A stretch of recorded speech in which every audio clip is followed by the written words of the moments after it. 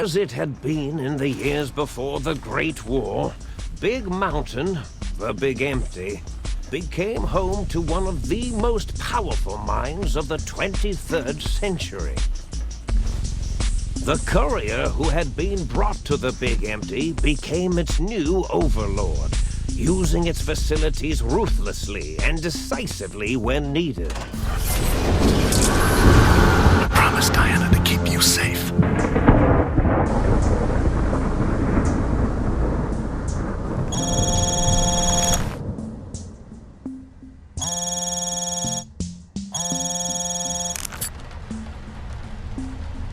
Yes. Terminus Hotel, room 899.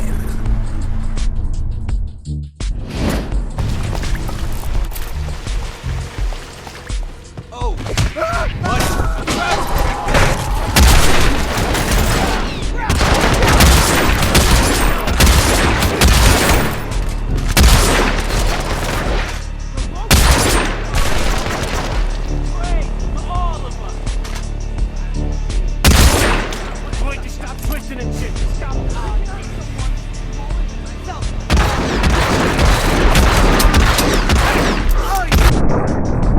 The toaster! Beware the toaster!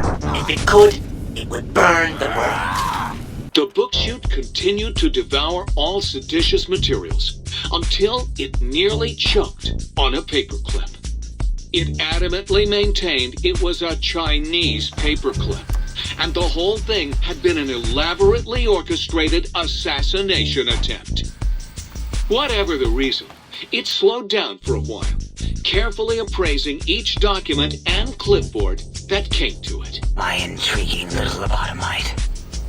The lobotomite returns. Our lobotomite. Has Dr. Mobius been denominated into scrap metal and voice module parts, as we hoped? I recommend watching your tone with me, lobotomite. Now, your brain. Hand it over, or we'll extract it again. All you must do is surrender. With it, we can finally leave this place. I cannot tell you how boring this place gets, chopping up the landscape and everything in it. And we have so many questions to ask your brain first, about this Mojave place. A fertile testing ground for our experiments. The thing continued to ruthlessly scrub any particulate matter that came near it.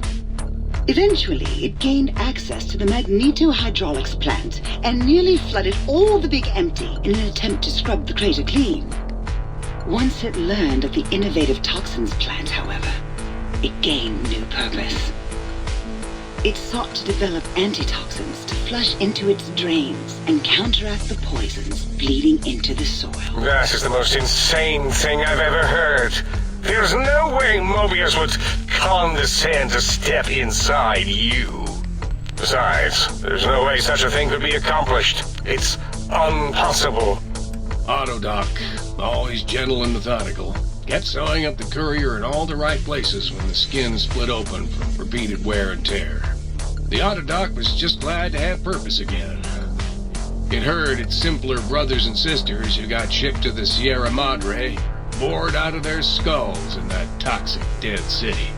In time, the Autodoc found a way to deactivate the Y-17 trauma harnesses, releasing the corpses they had held prisoner for almost 200 years. You speak the truth. And the decibel variation in your voice, it is Mobius. How dare you breach the think tank? And what do you want here? As the courier ran through the X8 facility multiple times, the computers analyzed the test subject's movements. Rather than performing a superficial observation, they realized the subject barely knew what communism was, or even what a high school was.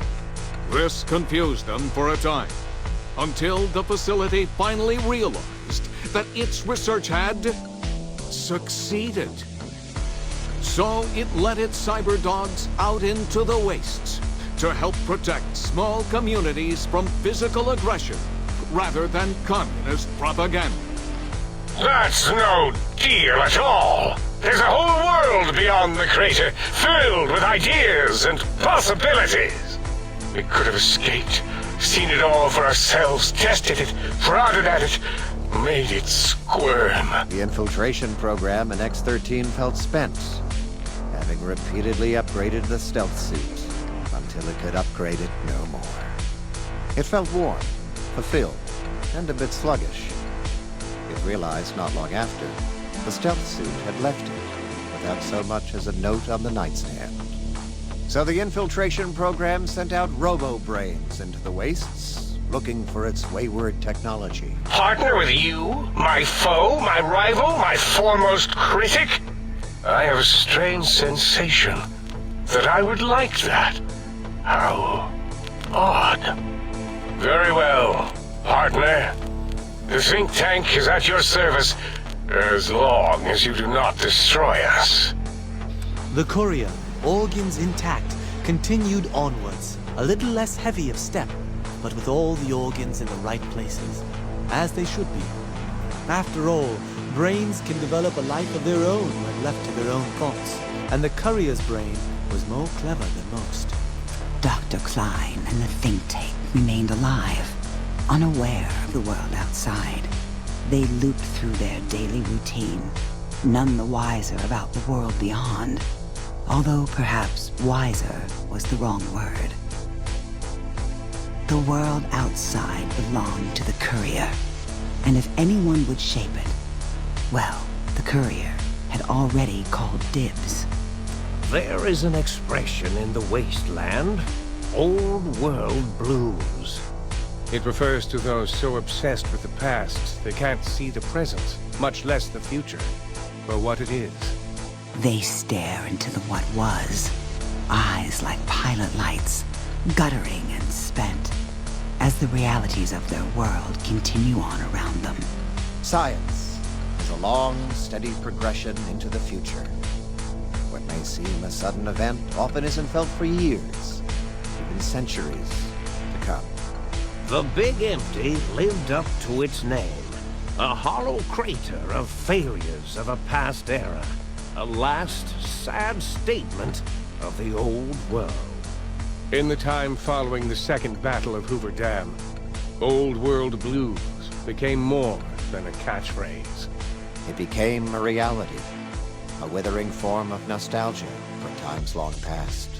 It can be easy to see science as evil, technology unchecked as the source of all ills, all misfortunes.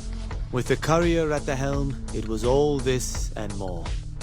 Old world blues, new world misery.